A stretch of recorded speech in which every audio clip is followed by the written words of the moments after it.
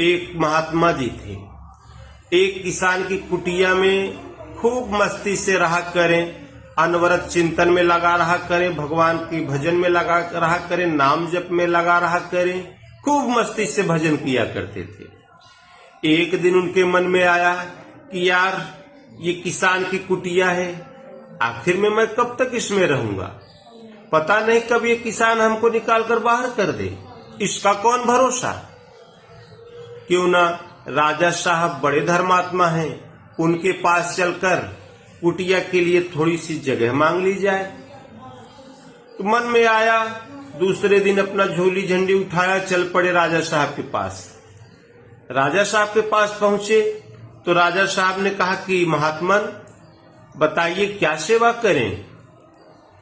तो फिर बाबा जी लगे मन में विचार करने कि जो पड़ोस के वो महात्मा हैं, उनके पास तो 2 बीघे जमीन है,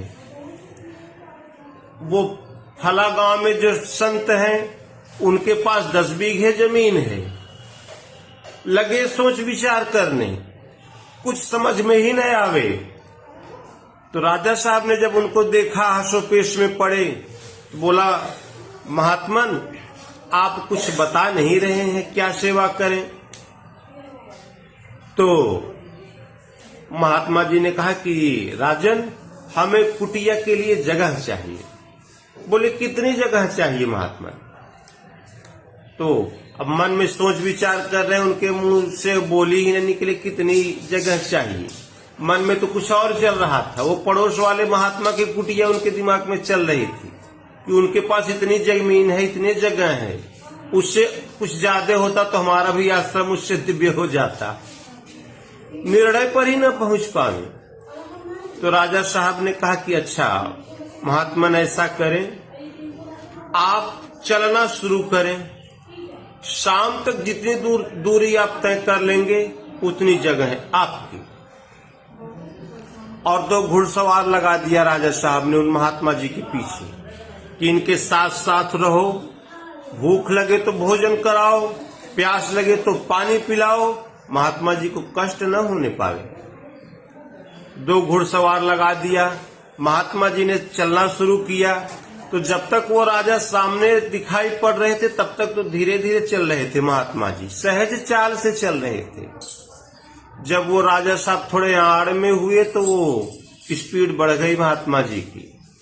लगे दौड़ लगाने, मैराथन की रेस शुरू कर दिया, पकड़ लिया स्पीड।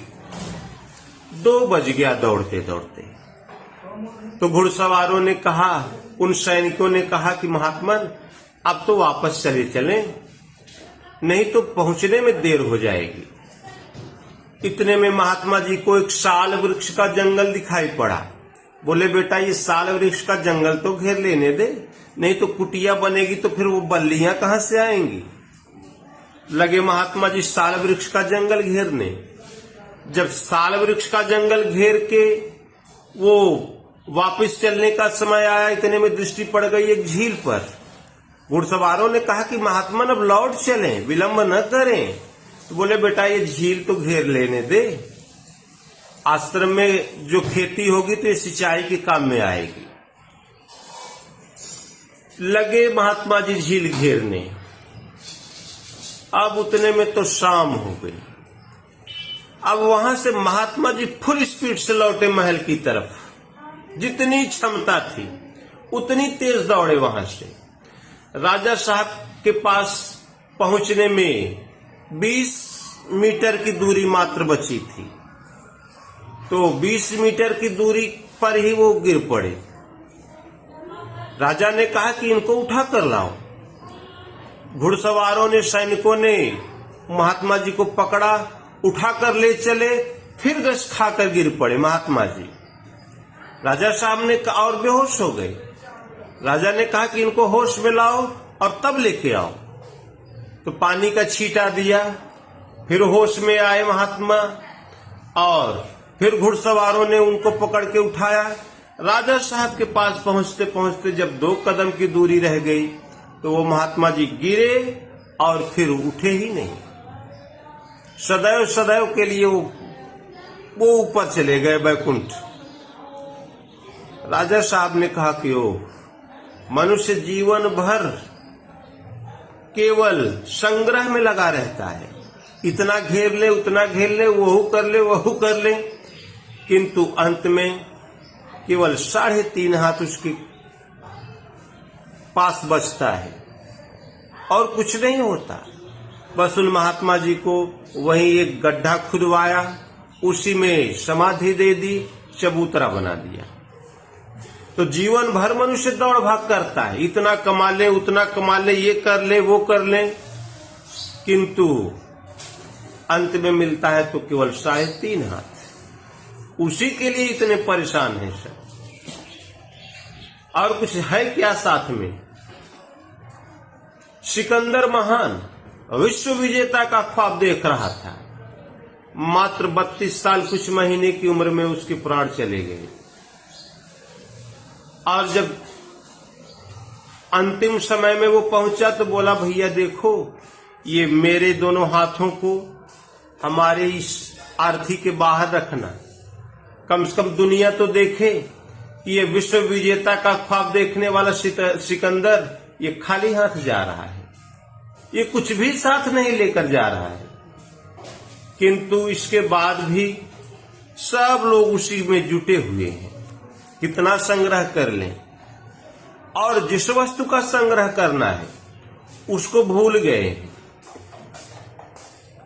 भगवान ने कृपा करके यह मानव का तन आपको दे दिया, और यह मानव तन यही कर फल हरि विषयन भाई।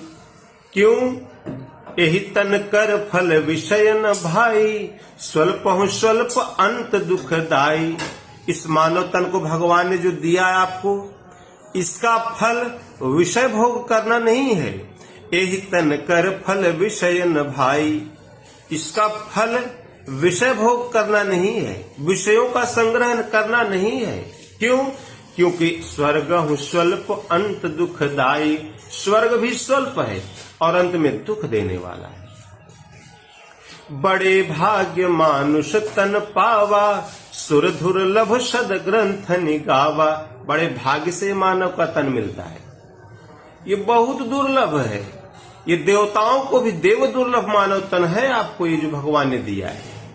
कबहु करि करुणा नर देहि, देत हेतु बिनु ईस स्नेही। भगवान बड़ी करुणा करते हैं, बड़ी कृपा करते हैं, तो ये मानव का तन आपको दे देते हैं। इसलिए ये दुर्लभ मानव तन आपको मिला है, तो केवल आपका एक ही कर्तव्य है कि भगवान के नाम का जाप करो, भगवान के भजन में अपने मन को लगाओ,